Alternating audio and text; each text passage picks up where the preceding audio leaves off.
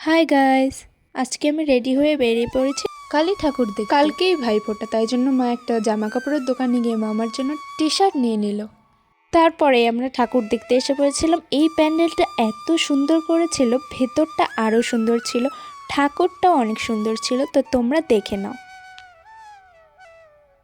এখন আমি আরেকটা জায়গায় আসলাম। এইখানে ফার্স্টেই একটা সুন্দর লাইটিং ছিল, তারপরে আরও ভেতরে অনেক লাইট ছিল। আমার তো খুব সুন্দর লাগছিল দেখতে। তারপরে আমরা আস্তে আস্তে ভেতরের দিকে যাচ্ছিলাম, একটু ভিড় ছিল। তো এখানে পাখি দিয়ে সব কিছু করেছিল, পাখির বাসা বানিয়েছিল, পাখির কিচিরমিচির শব্দ এগুলো শোনা যাচ্ছিল। আমার সব থেকে এইখানকার ঠাকুরটাই ভালো লেগেছিল, এত সুন্দর করেছিল।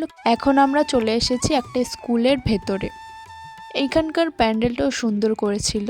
তো এইখানে লাইনে দাঁড়াতে হতো, আমরা লাইনে দাঁড়িয়ে ভিতরে ঢুকে পড়েছি। এত ভিড়, সারা জায়গা ফুল দিয়ে সাজানো ছিল।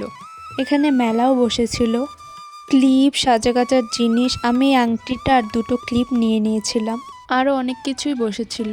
আমরা তো বাইরের কিছু খেতেও পারবো না, কারণ আমাদের নিরামিষ চলছে। তারপর বাড়িতে এসে বললাম আজকের মতো এইটুকুই, টাটা।